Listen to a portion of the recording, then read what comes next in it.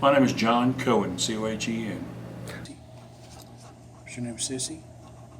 Tell him. Go speak. Hey, do you want to go to Sissy's house? R-I-D-E? You want to go for a ride? Want to go for a ride?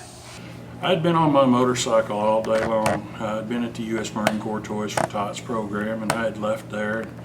We're going back by my shop just to drop some things off, and just a split moment.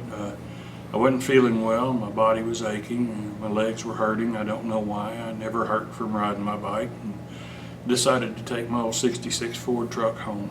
Well, 20 minutes later, 3 miles from my home, a 19-year-old was passing cars on Sardis Road. He was passing over a hill, and I was going over the other side of the hill, and we impacted. I tried to avoid him, but he went the same way I did, leaving 72 feet of skid mark. He did, I didn't. He left 72 feet of skid mark. They estimated his speed at about 92 miles an hour on impact. He hit me with such an impact that it drove the engine and transmission into the cab with me. It drove the front wheels into the cab with me, trapping my legs on the left side, on the driver's side. I impacted the steering column, shoved the steering column all the way through the dash, up to the sun visor, and then was catapulted into the right side of the truck. So I was wrapped around the engine and transmission. Gas tank ruptured in the cab with me, soaking me with gas. They tell me that I'm lucky to be here. If I'd been any smaller of a guy, I probably would not have made it. Said most people, upon impact with those old trucks, the steering column launches right through your sternum. Luckily, my strength, my size, not my time, I made it through the wreck. I spent 4 days in ICU, which I have no memory of whatsoever. My first memory of UAMS is waking up and seeing my wife beside me. I was there for 4 days. I was in the hospital there for a month, and then they moved me from the hospital to Baptist rehab to teach me how to use a wheelchair. Because it was known at that point in time that it was going to be a long road, and I wasn't going to be up walking for a while. So a month in rehab to teach me to use a wheelchair. Then I was sent home to take rehab at home, and home health coming out and taking care of me. While I was at home, I woke up one morning, experienced a lot of pain in my side. Every breath it hurt. They got me to the ER, and it was found out that I had 2 pulmonary embolisms. For those that don't know what a pulmonary embolism is, it's a blood clot. Not only did I have a blood clot in my left lung, but I had a blood clot in my right lung as well. So 2 pulmonary embolisms. I'm still here, so it didn't kill me, but again, just fate that I'm still here.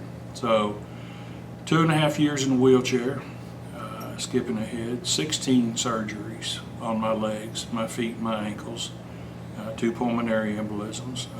I suffered with bone infection, where I was tethered for 6 months to an IV pole, getting IV antibiotics twice a day, and then a bout of MRSA, which is a skin infection.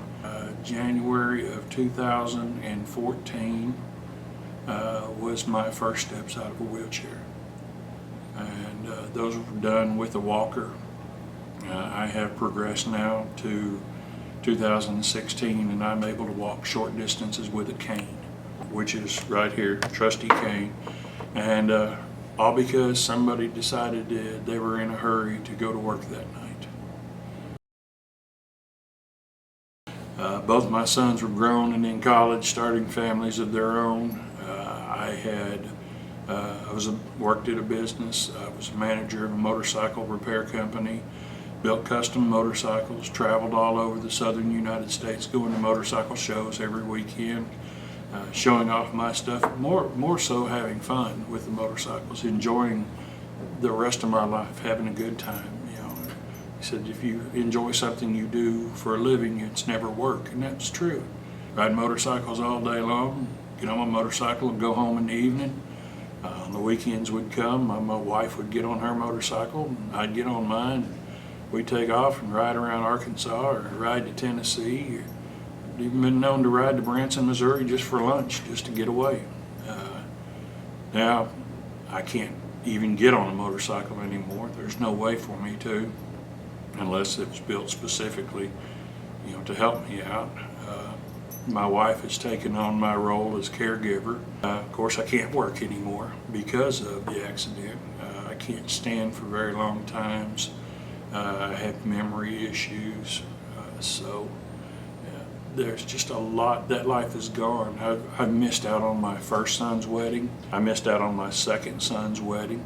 I missed out on my first grandson being born. I wasn't able to be there for his birth.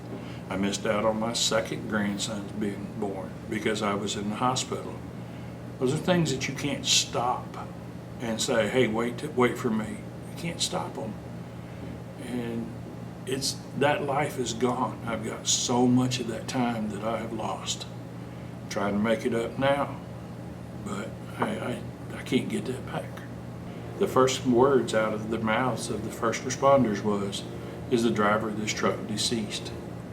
They could not believe that I was still alive in there. That still, I talk to them all the time, thanking them for everything that they did that night. They still cannot believe that I'm still here and still able to talk about it.